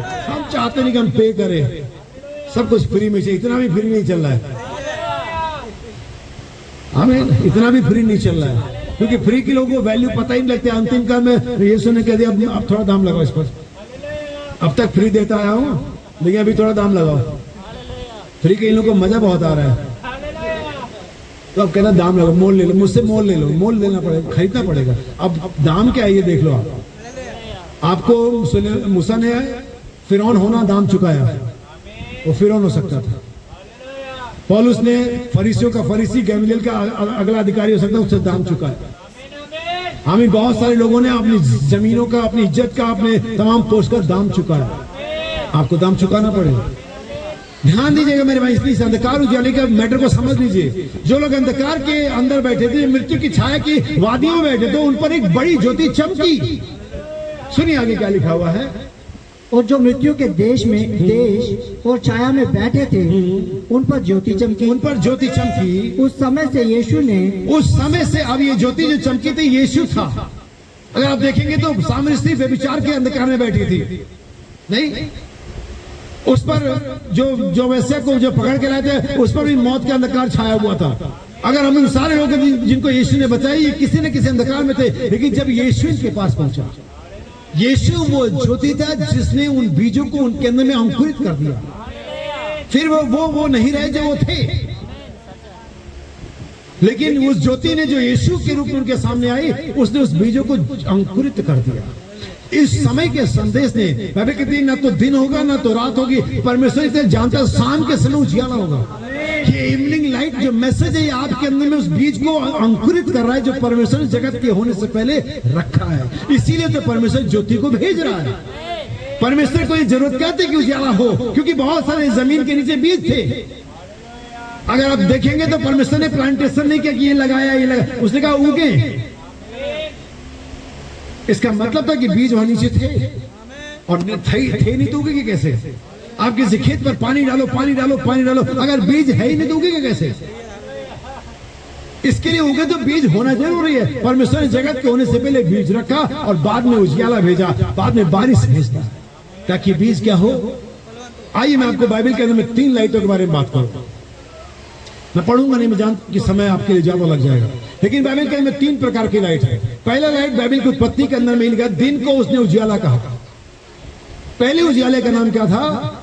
दिन। पढ़िए उत्पत्ति का ताकि आप सभी जो नहीं जानते उसे पढ़ के समझ लें। उत्पत्ति का अध्याय और उसका मेरे ख्याल से हाँ वही तीसरी आयत से पढ़ें। जब परमेश्वर ने कहा उजाला हो तो उजाला हो गया, और परमेश्वर ने उजाले को देखा कि अच्छा है। हाँ। और परमेश्वर ने उजाले को अंधेरे से अलग किया, और परमेश्वर ने उजाले को दिन। उजियाले को क्या कहा परमेश्वर ने? दिन। तो पहले उजियाले का नाम था डे लाइट, सनलाइट। पहले उजाले का नाम क्या था? डे, दिन। दूसरे उजाले का नाम बाइबल के अगर अंदर जाएंगे तो परमेश्वर ने मूसा को जो तंबू बनाया था उसके 3 खंड थे, 3 पोर्शन थे, 3 पार्टीशन थे। पहला आंगन था, भीतरी आंगन था और परम पवित्र स्थान था। कितने स्थान थे भाई बहनों? 3। पहला आंगन था, परम पवित्र स्थान था और अति परम पवित्र स्थान था। पहले जो आंगन में जो उजियाले का जो प्रबंध था वो प्राकृतिक की रोशनी थी, सनलाइट, मूनलाइट, जो भी। उसमें कोई लैंप नहीं था। सूरज उगेगा तो दिन होगा, बादल आ जाएंगे तो दिन नहीं होगा। यानी कि जो पहले आंगन का उजियाला था वो स्वाभाविक था और प्रकृति के ऊपर में निर्भर करता था कि उजियाला होगा और नहीं होगा। लेकिन हम जब दूसरे आंगन में जाते हैं जिसको पवित्र स्थान कहते हैं, तो उसमें सोने की 7 दीवटे थे जिन्हें उसमें हर समय ऑयल रखना होता था, जिसमें हर समय चर्बी रखनी होती थी, और उन्हें यह निर्देश था कि उजियाला कभी बुझना नहीं चाहिए। ये कौन से स्थान में था? दूसरे में। और कभी कभी वो दीपक बुझ भी जाता था, यानी उस दीपक के भी कंटिन्यू जलते रहने की कोई गारंटी नहीं थी। परमेश्वर ने उन याजकों को कमांडमेंट दी थी कि ये दीपक बुझने नहीं चाहिए, लेकिन फिर भी वो दीपक बुझ जाते थे क्योंकि वो किसी मनुष्य के ऊपर निर्भर करते थे जो याजक होता था। आमीन। यानी कि पहले आंगन का उजियाला और दूसरे आंगन का उजियाला अनसर्टन था, अनिश्चित था। हालेलुया। लेकिन आइए हम अंदर चले, परम पवित्र स्थान में चले, अति पवित्र स्थान में चले, जहां पर वाचा का संदूक था, जहां पर परमेश्वर का सकीना महिमा, the glory of the most high हमेशा रहता है। चाहे दिन हो, चाहे रात हो, चाहे बारिश हो, चाहे गर्मी हो, और चाहे कोई भी मौसम हो, चाहे याजक भूल जाए, चाहे याजक छुट्टी पे चला जाए, लेकिन उस परम पवित्र स्थान के अंदर में सकीना महिमा हमेशा रहता था। आप कहेंगे भाई लोग कैसे मालूम? सुनिए सुनिए सुनिए, मालूम तो सब बाइबल में ही है, बस इसे देखने वाली आंखें चाहिए। आमीन। बाइबल बताती है कि जब मन्ना वहां पर आता था तो वो मन्ने की जो वैलिडिटी होती थी वो 1 दिन की थी। कितने दिन की वैलिडिटी थी उसकी? 1 दिन की। और 1 दिन के बाद ही मन्ना 24 घंटे के बाद क्या होता था? सड़ने लगता था। लेकिन परमेश्वर ने मूसा से कहा उस मन्ने में से ले जो रोज बरसता, और उसे लेकर के कहां रख दे? वाचा के संदूक के अंदर में, सोने के मर्तबान में। बाइबल बताती है, इब्रानियों के पत्र में पौलुस कहता है वो मन्ना आज भी वर्तमान। अब मन्ना बचा कैसे? ये जो सकाइना महिमा थी, ये जो glory of the most high था, ये उस भेंट की रोटी को, उस मन्ने को सड़ने से बचाता था। ये था तीसरा लाइट, सॉरी दूसरा। पहला तो दिन का उजियाला था और दूसरा उजियाला था सकाइना महिमा। ये सकाइना महिमा था जिसे हम glory of the most high कहते हैं। ये मूसा के तंबू में था, यही सुलेमान के मंदिर में था, और यही यीशु मसीह की देह के अंदर में था।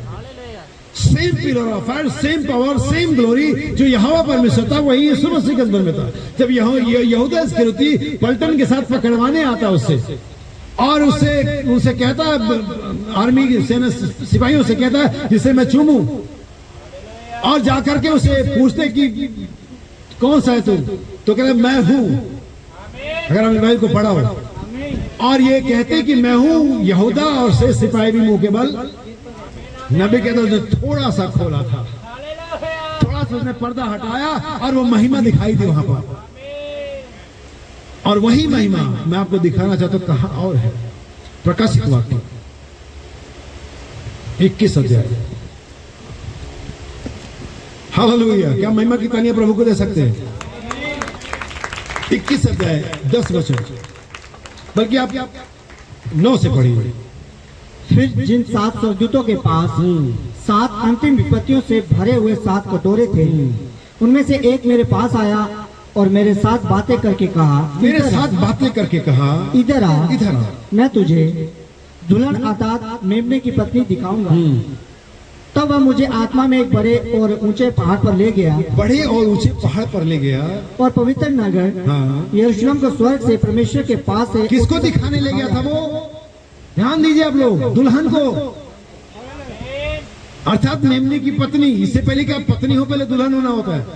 दुल्हन वो होती है जो दूल्हे के द्वारा भेजे गए उपहारों से खुश हो रही होती है, दूल्हे का आने का इंतजार करती है। दुल्हन वो होती है जिसकी बात लगी होती है, जो किसी दूसरे पुरुष के साथ प्रेम पसंद नहीं कर सकती, नहीं, ये दुल्हन होती है। और पत्नी होती है जो उसके बीच को ले लेती है, उसके सामर्थ को प्रकट करती है, और वही पत्नी बनेगी जो पहले दुल्हन है। लेकिन अगर आप दुल्हन तो हैं और किसी के साथ वो क्या कहते हैं, दैन मटक्का आंख तिरछा करके संबंध और भी कहीं चल रहे हैं, तो आप पत्नी तो कभी नहीं हो पाए, आप दुल्हन के लायक क्वालिफाई नहीं कर पाए। अभी बात सिर्फ औरतों के लिए नहीं है, पुरुषों के लिए भी है, क्योंकि दुल्हन तो हम सभी हैं। आमीन। ऐसा नहीं कि कोई महिला ही, कोई स्त्री ही किसी पुरुष के साथ ऐसा कर रही है, कोई पुरुष भी किसी महिला के साथ कर सकता है। और नबी कहता है हर बार कुंवारों को तुम गंदी निगाहों से, सकी निगाहों से मत देखा करो। कई बार शादीशुदा भी ऐसा करते हैं। आमीन। सो क्या दिखाने ले गया था इधर में, तो ये मेमने की दुल्हन था। अरे बोलो ना आगे भाई लोगों, पत्नी आप आधा बोल दे तो आधा आपको बोलना है, तभी तो पूरा होगा। सुनिए, परमेश्वर की महिमा उनमें थी। किसमें? उस दुल्हन में। क्या आप देख पा रहे हैं? नहीं, सिर्फ बंद कर दे प्लीज, मुझे कोई फर्क नहीं पड़ता, मेरा एयर कंडीशन अंदर से चालू है। ये मैं यकीन माने, खुदा गवाह में परमेश्वर के वचन वेदी पे खड़ा हूँ, ये हकीकत है, मैं कोई आपसे झूठ नहीं बोल रहा हूँ। आप मुझे छू करके देख सकते हैं, मैं बिल्कुल भी गर्म नहीं हूँ, मैं बिल्कुल ठंडा हूँ। मैं यकीन करता हूँ परमेश्वर, ये सारा दिमाग का खेल है। गर्मी है, गर्मी लगेगी आपको, खुदावन का नाम मुबारक, हम सबसे बेहतर जगह में है, आपको ठंडा लगेगा। हालेलुया। वो कहता है इधर मैं तुझे दुल्हन दिखाता हूँ, बड़े पहाड़ पर लेगा। क्या उतरते दिखाया? यरूशलेम को। और बाइबल क्या कहते, उसमें क्या थी? उस दुल्हन में, उस यरूशलेम में क्या थी? परमेश्वर की कौन सी महिमा? जो मूसा के तंबू में थी, जो सुलेमान के मंदिर में थी, वही महिमा इस दुल्हन के अंदर में भी है। वही उजियाला, वही लाइट, वही सामर्थ अब इस दुल्हन के अंदर में है।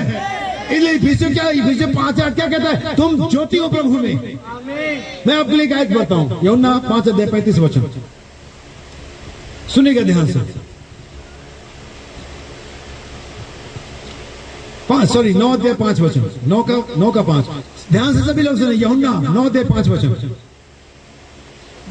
जब तक मैं जगत में हूँ तब तक जगत की ज्योति हूँ, ये कहकर उसने भूमि पर थूका। अब बस ये सेंटेंस क्या आपको लगता है पूरा लिखा गया है?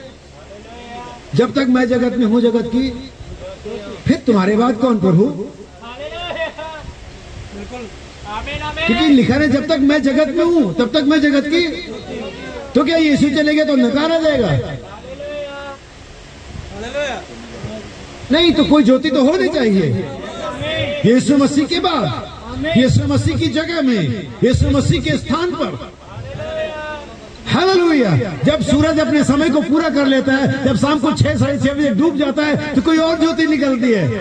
और वो ज्योति के पास अपनी कोई ज्योति नहीं होती है, लेकिन उसी ज्योति को जो सूरज को दी, उसे अपने अंदर में सोख लेती है, वो ऑब्जर्व कर लेती है वो। और जब सूरज चले जाता है, उसी ज्योति को लेकर के आती है, और वो चंद्रमा है।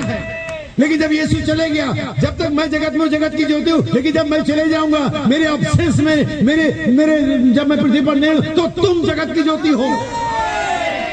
अब ये मैंने नहीं कहा, यीशु का तुम जगत की ज्योति हो। क्या यीशु ने मत्ती 5:4 में बोला इसे? यस, तुम जगत की। जो काम मैं करता हूँ, जो मेरे जाने के बाद, आइए यूहन्ना 14:12 वचन पढ़े। आप ध्यान सुना, अभी तक आपने ध्यान से पढ़ा नहीं होगा। अभी तक लोगों ने सबको ये बताया होगा और अब ये पढ़ा होगा कि जो काम मैं करता हूं तुम भी करोगे। किसी ने ये बताया कि क्यों?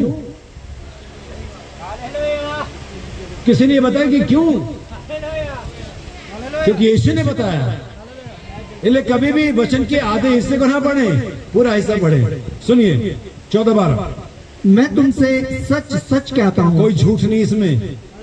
हाँ, कि जो मुझ पर विश्वास रखता है, जी हाँ, ये काम जो मैं करता हूँ, हाँ, वह भी करेगा, वह इनसे भी बड़े काम करेगा। आप सुनिए क्यों? क्योंकि क्यों जानना जरूरी है। वो क्यों करेगा? मैं प्रभु ही कर सकता था, प्रभु क्यों नहीं कर रहा है? कारण है उसका। और हम करें, क्यों करेंगे? उसका भी कारण है। और वे के कारण है। सुनिए फिर से तो आप फिर वापस आए। मैं तुमसे सच मैं आप लोगों को एक सलाह देता हूँ, एक एडवाइस देता हूँ। जब भी आपको कुछ समझ ना आए बाइबल क्या है, पढ़ते रहिए, समझ में आ जाएगा। 10 बार पढ़िए उसे, आपको समझ में आ जाएगा। वही जवाब है।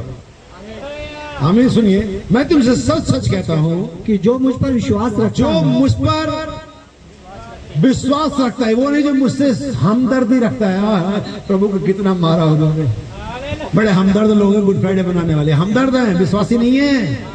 हम यीशु मसीह के हमदर्द नहीं है, बिलीव करते हैं। हाँ, जो मुझ पर विश्वास करता है, ये काम जो मैं करता हूँ, ये काम जो मैं करता हूँ, वह भी करेगा। वह भी करेगा। ये निश्चित बात है, इसमें कोई होप सो नहीं है, कोई संभावना नहीं है, कोई शायद गिनती, निश्चित रूप से वो करेगा। जो मुझ पर विश्वास करता है, ये काम जो मैं करता हूँ वो भी करेगा। हाँ, वरन इनसे भी बड़े काम इनसे करेगा, भी बड़े काम करेगा, क्योंकि मैं पिता के पास क्योंकि जाता हूँ। मैं नहीं हूं ना यहाँ, तो वो करेगा जब जो है यहाँ,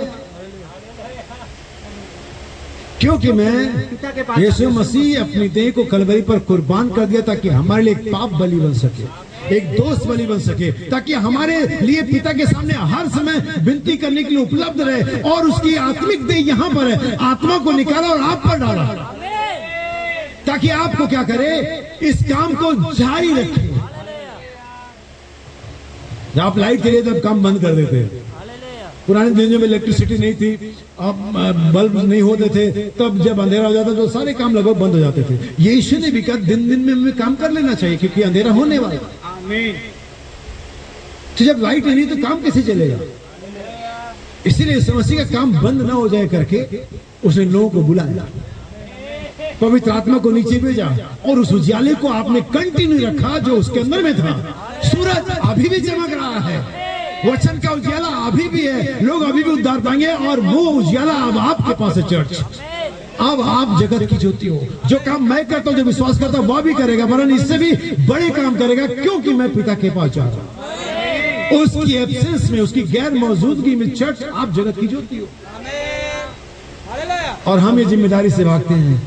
कौन यीशु मसीह जैसा हो सकता है? आप डरपोक हैं, आप जिम्मेदारी से भाग रहे हैं। कौन उन बातों को कर सकता है यीशु ने कि आप भाग रहे हैं? यीशु ने तो कहा था करेगा। कौन सिद्ध बन सकता है? यीशु ने कहा था जैसे चाहिए कि सिद्ध बन, जैसे तुम्हारा बुलाने वाला सिद्ध है। हम कब तक भागते रहेंगे? हमें आगे बढ़कर के चैलेंज को लेना पड़ेगा। जब परमेश्वर की महान उद्घोषणा चली गई, ऐसा नहीं भी सोचता के सामने मैं किसे भेजू, हमारी ओर से कौन चाहेगा?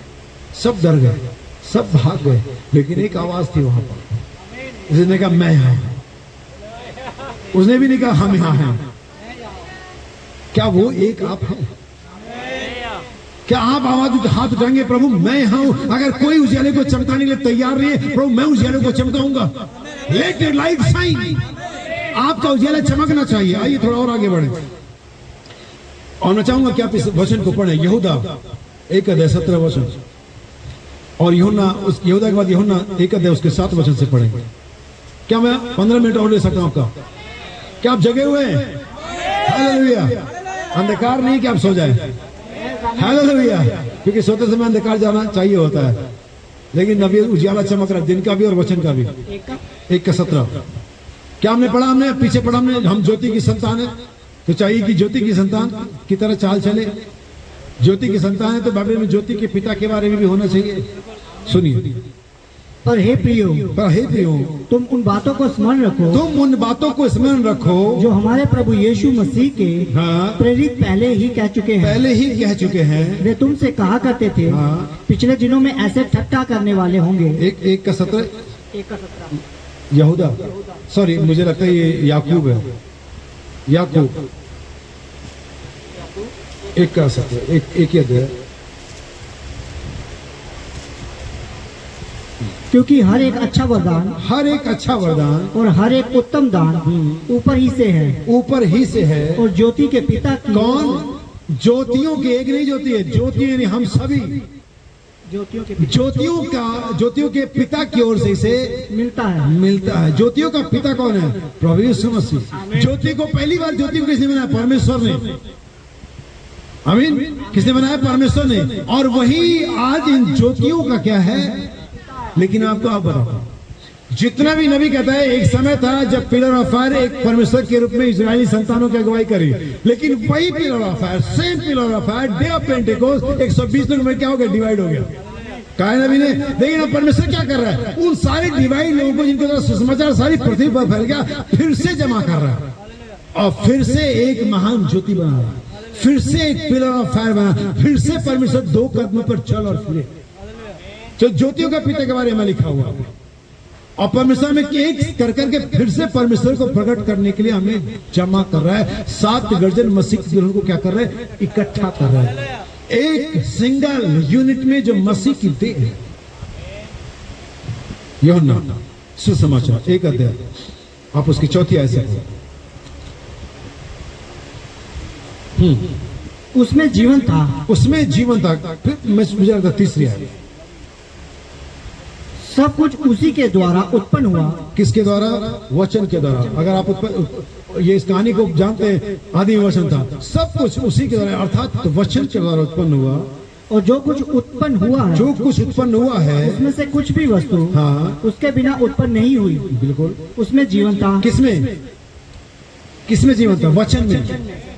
आज भी वचन के बाहर कोई जीवन नहीं है, उसमें अर्थात वचन में जीवन था और वह जीवन मनुष्य की ज्योति था। मनुष्य की ज्योति है। इसीलिए इसका तुम्हारा उजियाला चमकना चाहिए। इसीलिए कहती उठ और प्रकाशमानों की तेरा प्रकाश। इसीलिए इफिसियों 8:5 में बाइबल कहती है, 5:8 में बाइबल कहती है, तुम प्रभु में ज्योति हो और वो वचन का जो जीवन है वो तुम्हारे अंदर में चमकना चाहिए। लेकिन चमकेगा कैसे, हालेलुया। ये प्रोसेस आपको आज इस दोपहर में जाना जरूरी है। और वो जीव जो उसमें जीवन था, उसमें जीवन था हाँ, और वह जीवन मनुष्यों की ज्योति था। ज्योति अंधकार में चमकी और अंधकार ने उसे ग्रहण न किया। यही कारण है कि संस्था पेंटिकोस्टल, मेथोडिस्ट, बैप्टिस्ट आपको ग्रहण नहीं करेंगे।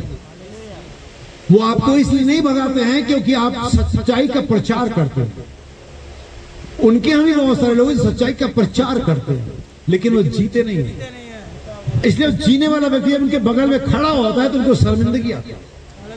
जब एक बाल बढ़ा हुई स्त्री उनकी चर्च में जाती है और उनकी सारी बहनें बाल कटा चुकी होती हैं तो उनकी बहनों को लगता है कि क्यों आ गई हमारे बीच में। जब एक शरीफ आदमी, एक शरीफ पुरुष, एक जो व्यक्ति शराब, बीड़ी, सिगरेट नहीं पीता उनके झुंड में जाता है और लोग जानते हैं कि ये तो ऐसा है और ये तो ऐसे हैं तो गंदे, तो उनको शर्म आती है हमारे बीच में क्यों है। इसकी वजह से हमारी पोल खुल रही है। ज्योति उनके बीच में चमकी लेकिन अंधकार उन्हें ग्रहण। बाइबल कहते हैं क्यों अंधकार उन्हें ग्रहण किया, क्योंकि काम बुरे थे। हमारे काम अच्छे थे, उनके काम बुरे थे, इसलिए हमें ग्रहण नहीं करेंगे। कोड में आपके लिए पढ़ूंगा, संदेश है। यहाँ एक ऐसा मनुष्य उजियाला कर सकता है। पेज नंबर 30 पैराग्राफ नंबर 104 लिखा हुआ है, वही ज्योति है, वही उजियाला है, वही वो उजियाला जिसके पीछे पीछे हमें चलना चाहिए। केवल वही उजियाला है। स्वर्गदूतों ने पाया और उसे वहां तक लेकर के गए। अब देखिए, परमेश्वर ने सभी युगों में हर एक काल के लिए अपना काफी वचन रखा है। परमेश्वर हमेशा ही किसी एक ऐसे मनुष्य को भेजता है जिसके भीतर वचन जा सकता है और वह इसका उजियाला दिखा सकता है। प्रत्येक काल में ठीक वैसा ही होता चला गया। अब नबी बता रहा है कि वही उजियाला जो उत्पत्ति में चमका, वही उजियाला जो मूसा के तंबू में था, वही उजियाला जो सुलेमान के मंदिर में था, वही उजियाला यीशु के अंदर में था, वही उजियाला जो पेंटिकोस के दिन आया, वही उजियाला हर एक युग में है। परमेश्वर का पुत्र शरीर का व्यक्ति सोने की 7 देवतों में क्या कर रहा है, चल और फिर रहा है। सोने की कितनी दीवटें जल रही हैं, 7। क्या ये दीवट जल रहा है? ऐसा नहीं कि छठा वाला बुझा हुआ है, छठा वाला 7वां वाला भी क्या कर रहा है, चल रहा है। इसका अर्थ यह है कि आपको इस युग में जिसमें हम हैं, आपको अपने समय का उजियाला चमकना, तुम्हारा उजियाला चमकना चाहिए। जब पौलुस आया विश्वास का संदेश लेकर के, विश्वास का उजियाला चमका। आर्नेस जब आया सदगुरु का संदेश लेकर के, सदगुरु का उजियाला चमका। उसके बाद जितने भी दूत आए उनका उजियाला था और उन्होंने अपने उजियाले को चमकाया। लेकिन अंतिम में 7 दीवट एक साथ चल रहे हैं, यानी कि इस दिन में 7 दिन का उजियाला एक साथ चमकना चाहिए। हालेलुया। इसलिए कोट के साथ मैं समाप्त करूंगा इस सुबह के संदेश को। यह सूर्य का उदित होना है। कितने लोगों ने संदेश को पढ़ाई करी? आमीन। यह सूर्य का उदित होना है। इस संदेश में नबी कह पेज नंबर 17, पैराग्राफ नंबर 54। अब मैं इसके बाद न केवल बल्कि अपने चेलों और विश्वासियों के पास वचन भेजा, मत डर, मैं मर गया था, देख मैं युगानुग जीवता हूँ, मृत्यु और दोनों की कुंजियां मेरे पास है, मैं इसे पहले ही जीत चुका हूँ, तुम और अधिक मत डरो, क्योंकि हर एक पूर्व नियुक्त परमेश्वर के बीज में तब जीवन आ जाता है। ध्यान सुनिएगा, नबी ने क्या कहा, अगर आप उस बात को याद रख पा रहे हैं कि उजियाले का मकसद क्या होता है, जीवन में बीज में जीवन को लेकर के आना, क्योंकि हर एक पूर्व नियुक्त परमेश्वर के बीज में तब जीवन आ जाता है जब महिमा में सुसमाचार का प्रकाश सारी पृथ्वी पर फैलता है। प्रत्येक युग में यह प्रकाश उस फसल में जीवन लाएगा जिसे परमेश्वर ने इस कार्य हेतु मखसूस या डेडिकेट किया हुआ है। इस युग में आप पर वो उजियाला चमकना ही था, क्योंकि परमेश्वर ने इस युग में आपको रखा है ताकि आप उजियाले को चमकाएं। और अगर परमेश्वर ने इस युग के लिए आपको पूर्व निर्धारित किया है, डिसाइड किया है, तो उजियाला आपके प्राण पर चमका। और बाइबल कहती है वही तुम्हारे मनों में चमका। जब 7वें दूत का उजियाला आया, वो किसी भी संदेश वाहक से होते हुए, टेप से, बुक से होते हुए आपके प्राणों तक पहुंचा और उसने आपको चमकाया। और अब जरूरत आपकी है कि आप उस उजियाले को जो आपने लिया, उस बीज को बाहर लेकर के जो आपके अंदर में था, उस बीज में क्या बोया गया? पुनरुत्थान बोया गया। उस बीज में क्या बोया गया? क्या रखा गया? देह का बदलाव रखा गया। उस बीज में क्या रखा गया? दिव्य चंगाई रखे गए। उस बीज में क्या रखा गया? शरीर का बदलाव रखा गया। बस एक ही चीज करना है, उजियाले को अपने प्राणों पर चमकने देना है।